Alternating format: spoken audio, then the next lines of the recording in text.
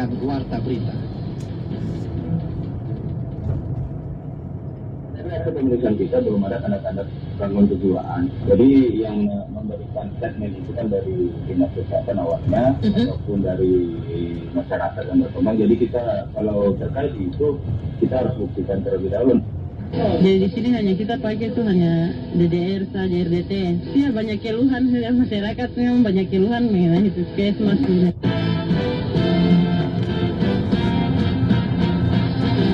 Sari Berita. Polisi menegaskan joki vaksin di Pinrang tidak mengalami gangguan kejiwaan. Warga Pulau Mansiman di Manokwari, Papua Barat mengeluhkan minimnya fasilitas kesehatan.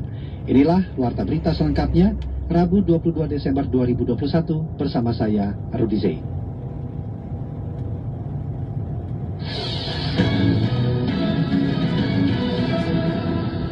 Pendengar, mengawali Warta Berita pagi ini kami hadirkan sekilas berita.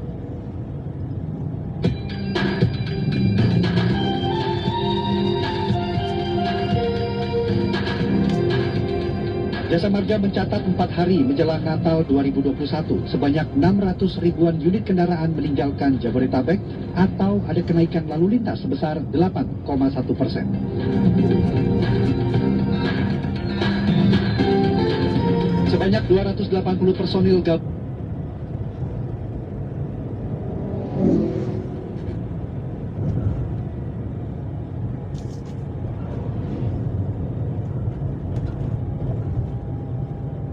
Ibu 22.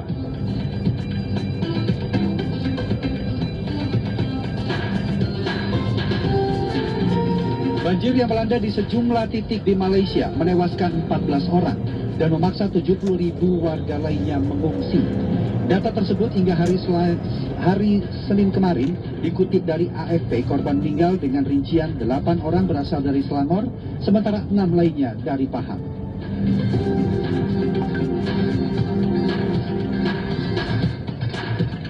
Dari dunia olahraga diinformasikan bahwa Villarreal menang dengan skor meyakinkan 5-2 atas lawannya Alaves pada pertandingan Liga Spanyol yang berlangsung dini hari tadi waktu Jakarta.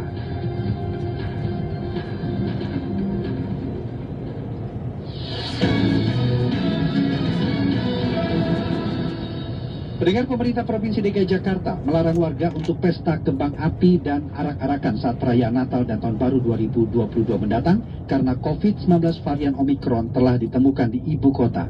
Berikut Alfred Stuter melaporkan. Nataru seperti yang sudah disampaikan, kita ini kan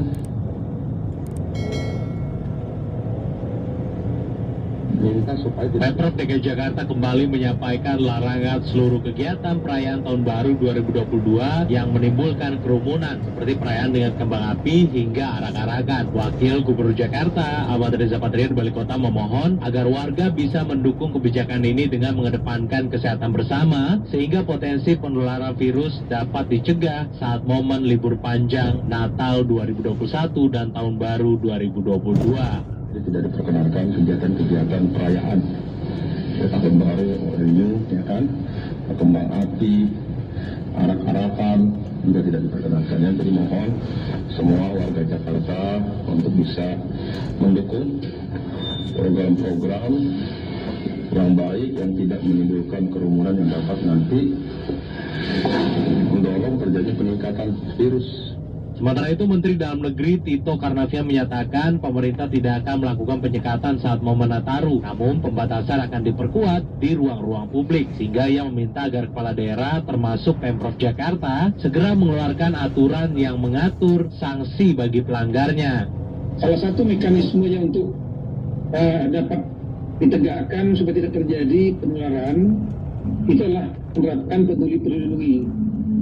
Aplikasi Peduli Lindungi ini tidak hanya kita dorong untuk digunakan, tapi juga ditegakkan supaya memberikan efek deteren. Oleh karena itu hari ini saya akan mengeluarkan surat edaran kepada rekan-rekan kepala daerah untuk menerbitkan produk yang akan mengikat masyarakat. Diketahui saat ini Jakarta tengah menerapkan PPKM level 1 dengan berbagai pelonggaran kegiatannya hingga 3 Januari. Sementara di sisi lain terdapat ancaman virus COVID-19 Omikron yang telah terkonfirmasi ada di Indonesia.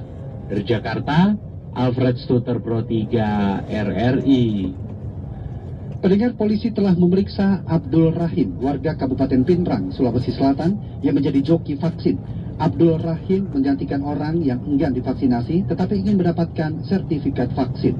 Kasat Reskrim Polres Pinrang, Sulawesi Selatan, AKP Deki Marizaldi menjelaskan, Abdul Rahim mengaku telah disuntik vaksin COVID-19 selama 17 kali dalam kurun waktu 3 minggu. AKP Deki membantah bahwa Abdul Rahim memiliki gangguan kejiwaan. Hal itu disampaikan oleh AKP Deki dalam wawancara bersama Pro 3 RRI malam tadi. Pak, ada juga yang menyampaikan bahwa ternyata Pak Abdul ini juga merupakan orang dengan gangguan jiwa. Benar seperti itu, Pak Deki? Kalau dari hasil pemeriksaan kita belum ada tanda-tanda gangguan kejiwaan. Jadi yang memberikan statement itu kan dari dinas kesehatan awalnya ataupun dari masyarakat yang berkembang. Jadi kita kalau terkait itu kita harus buktikan terlebih dahulu. Namun dari hasil pemeriksaan kita dan interogasi tidak ada tanda-tanda orang tersebut. Jadi butuh pendalaman dulu terkait statement itu. Oke, jadi saat dilakukan tanya jawab dengan Pak Abdul ini dari pihak pemeriksa juga nyambung ya Pak ya? Iya, nyambung Pak. Dari beberapa kita pertanyaan kita interogasi dia jawab dengan sangat jujur dan dia jawab tidak ada tanda-tanda ODP. Pihak kepolisian juga telah meminta keterangan 5 orang saksi dari 17 orang yang telah memakai jaksa Abdul Rahim.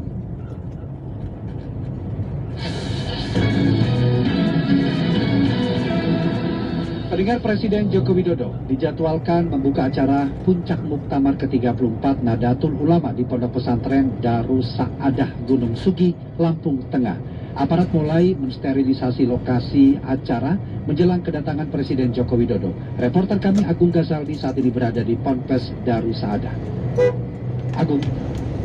Pendengar, persiapan pembukaan Muktamar ke-34 Nahdlatul Ulama di Pondok Pesantren Darus Saadah Gunung Sugi, Lampung Tengah telah rampung dilakukan pada pagi ini sekitar pukul 10 waktu Indonesia Barat sesuai rencana. Presiden Joko Widodo dan Wakil Presiden Kiai Haji Ma'ruf Amin akan hadir pada pembukaan Muktamar ke-34 Nahdlatul Ulama ini. Sterilisasi lokasi tempat kegiatan acara sudah dilakukan sejak sore kemarin oleh aparat keamanan TNI Polri, didukung ratusan banser yang turut membantu menjaga keamanan dan penerapan protokol kesehatan di lokasi ini. Jika sebelumnya sepanjang jalan menuju pesantren dipadati oleh para penjual yang menjajakan berbagai pernak-pernik terkait Muktamar NU 34, pada malam tadi yang ditentukan oleh petugas agar tidak mengganggu akses masuk ke lokasi pembukaan. Pantauan kami sejak malam tadi juga sudah dilakukan gladi bersih acara pembukaan Muktamar ke-34 NU serta apel pengamanan aparat keamanan. Selain itu, sejak kemarin di Ponpes Darus Saadah ini juga sudah dipadati ratusan peserta Muktamar. Puluhan aparat TNI dari Kodim dan Korem serta personil Polres Lampung Tengah sejak pukul 5 waktu Indonesia Barat tadi telah melakukan penjagaan di sepanjang jalan menuju acara pembukaan. Akses masuk tamu undangan ke dalam tenda utama tempat pembukaan saat ini telah dijaga ketat oleh personil Pas Pampres. Pendengar, sebelum masuk ke lokasi pembukaan, para peserta diwajibkan telah melakukan tes PCR guna memastikan tidak ada penularan virus COVID-19 di arena Muktamar. Jarak tempat duduk peserta juga sudah diatur sesuai dengan prokes dan jumlah peserta sendiri dibatasi maksimal hanya 500 orang.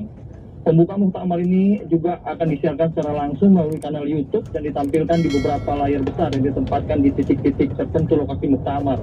Dengan demikian, peserta dan hadirin yang di luar pondok pesantren Darus Saadah juga dapat mengikuti momen tersebut secara langsung di tempat masing-masing tanpa perlu hadir memenuhi arena pembukaan. Setelah dilakukan pembukaan, nantinya peserta akan melakukan kegiatan dengan mengikuti sidang tata tertib dan laporan pertanggungjawaban di Gedung Serbaguna Universitas Islam Negeri Radin Lampung hingga malam hari nanti. Demikian yang dapat kami laporkan sementara ini dari lokasi pembukaan Muktamar NU ke-34. Agung Ghazali melaporkan kembali. Ya, dan pendengar, Muktamar ke-34 Nahdlatul Ulama yang berlangsung di Lampung tersebar pada 4 titik. Seperti apa persiapannya? Berikut reporter kami Saadat Tudarain melaporkan selengkapnya. Ain. Baik, terima kasih. Pendengar di manapun Anda berada, saat ini saya berada di Media Center arena Muktamar ke-34 Nahdlatul Ulama yaitu di Pesantren Darus Saadah di Kecamatan Gunung Sugih, Kecamatan Lampung Tengah, Provinsi Lampung. Di lokasi ini adalah salah satu titik atau venue di mana dilaksanakannya pagelaran Muktamar ke-34 Nahdlatul Ulama atau NU. Dan di lokasi ini juga awal dimulainya pagelaran Muktamar karena menurut jadwal Presiden Joko Widodo atau Jokowi yang akan melayangkan amanat serta membuka langsung hajat besar kaum Nahdliyin ini. Usai pembukaan kemudian akan digelar rapat-rapat pleno serta pembahasan tata tertib Muktamar di Universitas Islam Negeri atau UIN Raden Intan Bandar Lampung.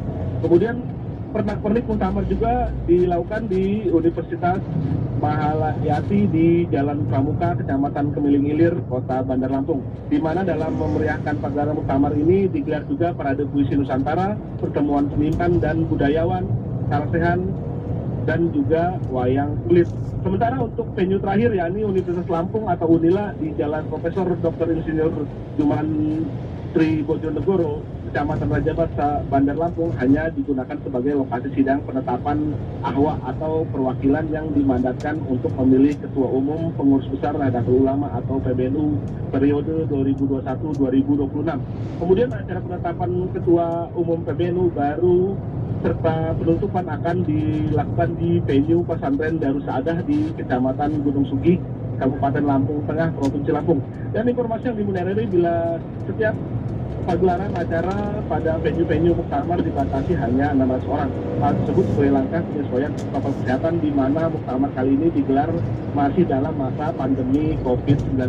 Oleh sebab itu, panitia Muktamar ke-34 ini menyediakan live streaming serta konten-konten lain secara daring agar para peserta yang tidak dapat memasuki arena dapat mengikutinya secara online. Dan acara digelar selama 3 hari mulai dari 22 hingga 24 Desember 2021. Dan bagaimana hasil dari Muktamar ke-34 ini? Apakah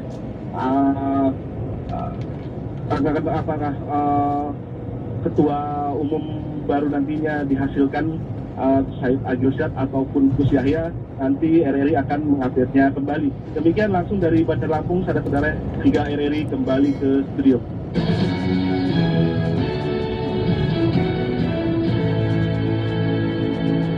Pendengar, Anda masih mendengarkan Radio Republik Indonesia.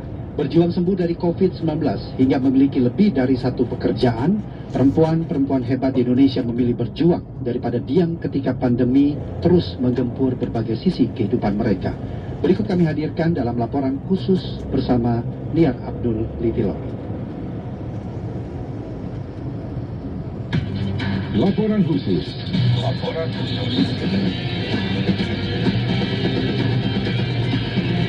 Laporan khusus.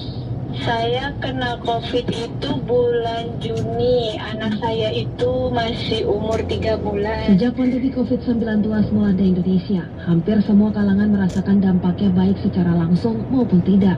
Ada yang harus berjuang melawan virus ini, ada pula yang harus berpikir dan bekerja untuk menjalankan kehidupan keluarga ketika pandemi juga menghantam perekonomian bangsa. Salah satu cerita datang dari Yulia Stuti. Ibu muda ini termasuk salah satu penyintas COVID-19 yang khawatir ketika dinyatakan positif. Pasalnya, saat itu Yulia Stuti masih menyusui si buah hati yang baru berusia 3 bulan. Awalnya saya takut nih.